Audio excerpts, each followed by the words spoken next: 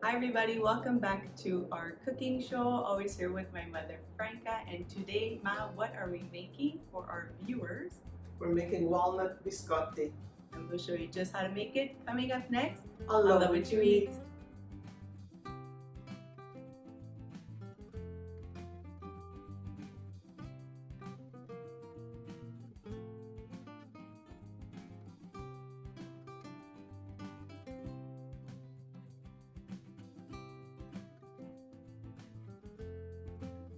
This recipe, this whips together really fast because there is no chill time once we make the dough. Is that right? That's right. Okay, so once this batter forms, we basically shape it on the greased and lined cookie sheet, and in the oven it's gonna go. So this is something that can whip up really fast when you have, let's say, some family coming over for coffee later on and you want some biscotti. So this is a really yummy recipe. What we have is pantry staples and fridge staples, honestly, aside from maybe the walnuts that you would have to go pick up and buy. Everything else you more or less have. But if you're Italian, I'm sure you have a lot of assorted nuts and rum somewhere, you know. So you would need flour, sugar, baking powder, butter, eggs, milk, the rum or alcohol of choice, but we're using rum. Or you could also, sorry Nancy, you could also use vanilla extract if you don't have rum. And we always reserve a little flour on the side when making a cookie. And then we have some ground walnuts. All the ingredients, measurements, directions always found in the video description. So we will visually bring you through how easy these cookies are to make. They are. Just as mentioned before, since this comes together really fast and there's no chill time, just prepare your station in advance. So have your walnuts crushed already. We did ours through with a food processor. Have your eggs already at room temperature and your butter as well.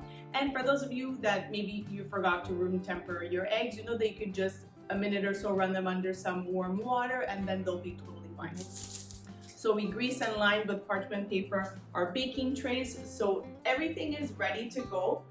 It's very important always to prepare your stations and measure all your stuff. Once you have everything, all your ingredients is ready, I mean, it's very quickly you'll prepare the batter. All right, so we're gonna take you in on a closer look, as always, to show you how easy this batter is to form. Are you ready? I'm ready. Okay.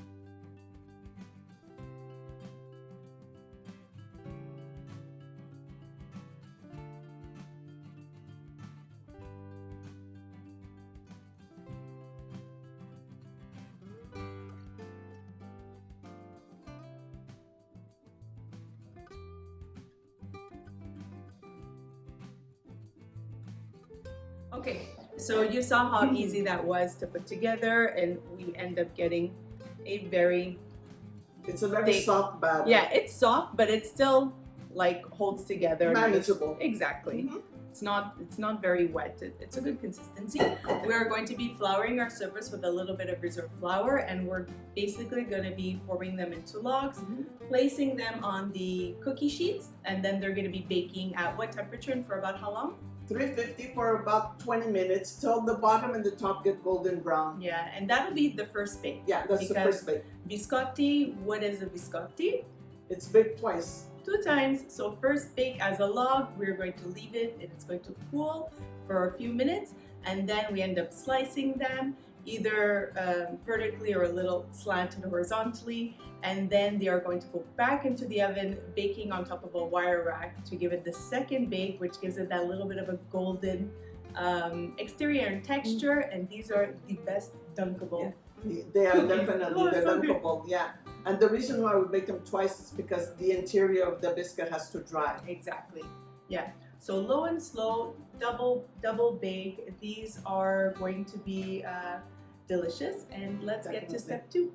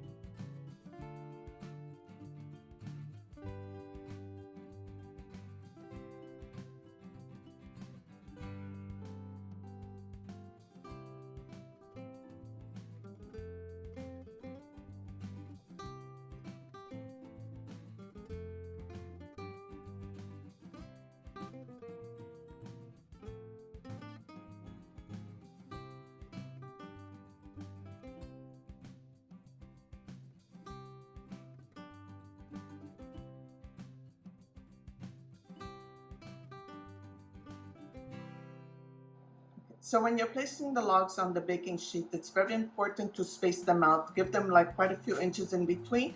Because of the baking powder, they will tend to grow. And that's it. And they're ready to be put in the oven. And there they go.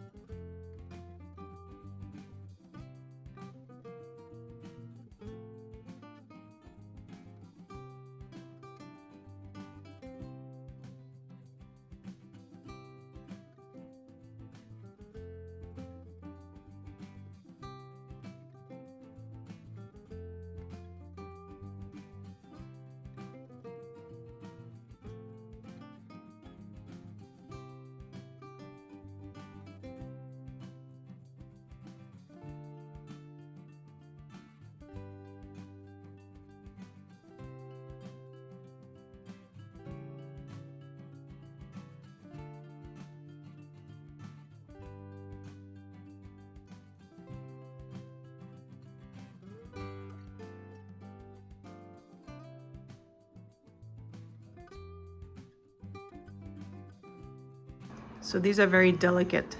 They're very delicate. Yes, you have to be careful when you're slicing them because, like we said at the beginning, the interior is not cooked. So nice and slow with a serrated knife, gliding your knife a little bit gently just to pass the exterior thin crust. That's right. And then you just like slide your knife through. There you go. We're going to be laying this on a wired rack. Wired rack or directly on the baking sheet with the parchment paper. Yeah. It's your choice. And then in the oven, they'll go for their second bake. That's right.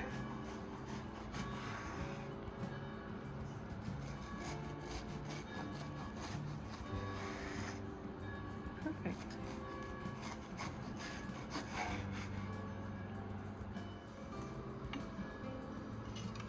There you go.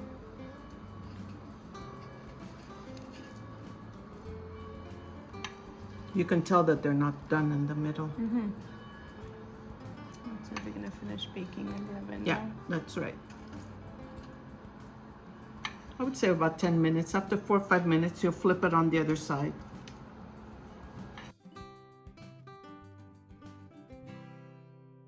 So you can tell that they're not baked in the middle. That's why they have to go in for a second bake probably for about 10 minutes. And halfway through, flip them on the other side because the cookie has to be like completely dry. Whoops. Yeah, that happens. It's okay. It's okay. If it happens to them, we say, it's okay. It's okay. Sometimes they crack in the middle. We keep it for ourselves. That's it. That's like my father says. It's the rejects. It's the reject, yeah. Or sometimes with the serrated knife, sometimes when you're cutting, you end up cutting like a walnut. A walnut chunk, yeah. It happens. That's all right. You still bake them, you still eat them. Yeah. You don't serve those to your guests, definitely not. Well, those are the ones you taste test while you're preparing your platter. That's it. You don't want to do bruta figura in front of Lagomar. Heaven forbid. Or family members. There we go. Okay. Perfect.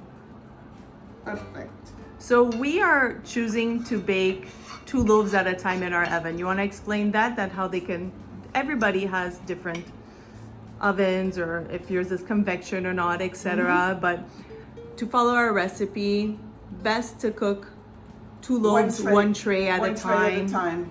But like Nancy mentioned, everybody's oven is different. If you want to put them both if you want to in. put them both in and then switch them halfway, it's your choice. It's your choice, but we're choosing in our recipe to do 1 tray at a time with our cooking time and everything. That's right. Yep. Plus the gas ovens are different than electric ovens, so, and also the baking tray that you're using. So the first bake, you're really just looking for a light golden like seen here. And then after letting it cool and then going for, again, a dry biscuit, rotating it halfway. Yeah. This is when you use a little bit of the common sense and go with your oven. That's it. You have to watch them very, very closely, especially like at the end, because sometimes they're not done and then whoops, they're done. So you don't want them to burn. All right, in the oven they go. Yeah, much better. Yeah, they needed another couple of minutes.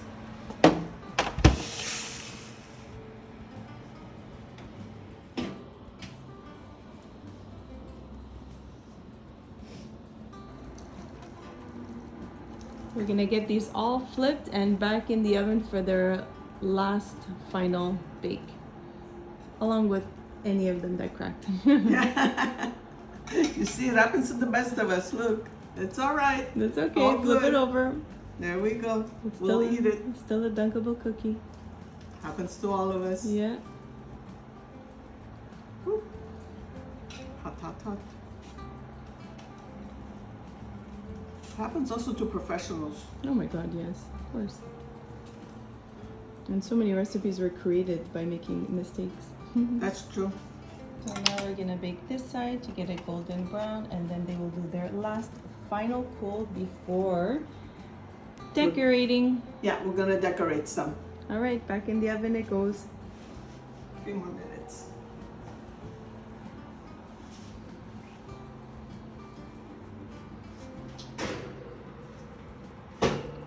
There we go.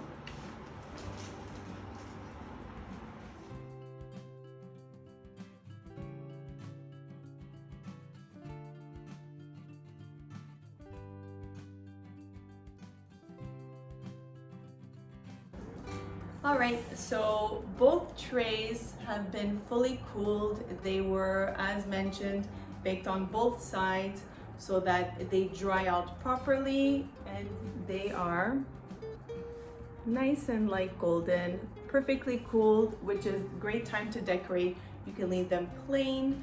If you want to decorate, it's best to decorate prior to creating a tray and serving them.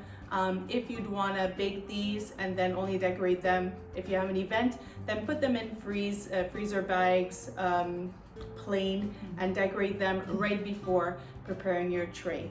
They would take about an hour just for the chocolates and decorations to set. What we're going to be doing is we're going to be decorating them in different ways, half dipped in sprinkles or some little drizzles. These were done previous, and we'll show you a few different other decoration ideas, but honestly, whatever you'd want. You can even dust some with powdered sugar.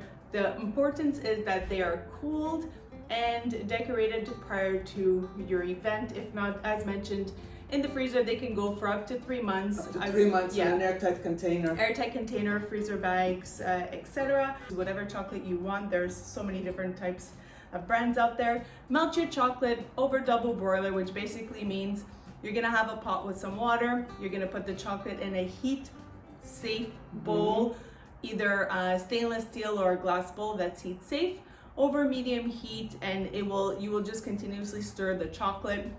We're gonna already zip that through. And make sure that the bowl does not touch the water. Yes, the bowl should not touch the water. So we're gonna go ahead and melt our chocolate and just take you on a closer look just to decorate these. But that's it. And then we're gonna get back on camera and eat them.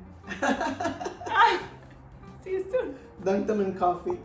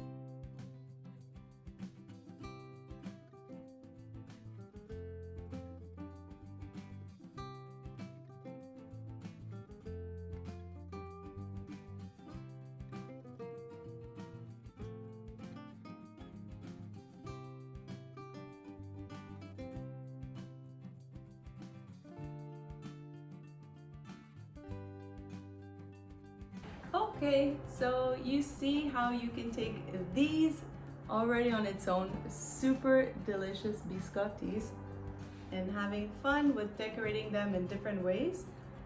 Legit upgrade them 4 times the price and you can sell them.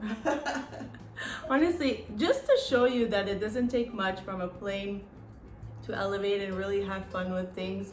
So don't be, what do I say, intimidated. Yeah, don't be intimidated by trying to decorate on your own. You think sometimes they look like, I don't know, kids decorated them, but then once they're all done, honestly, and they're put on a nice tray, they look so nice. And they do. They dunk fantastic in any beverage. The plain one, super good even in wine or in a porto. You can dip it in an espresso, or you can dip it in a glass of milk, or like myself, I love tea too. Yeah. So we are going to give this a try. Been waiting for it. Delicious. Yeah. All morning.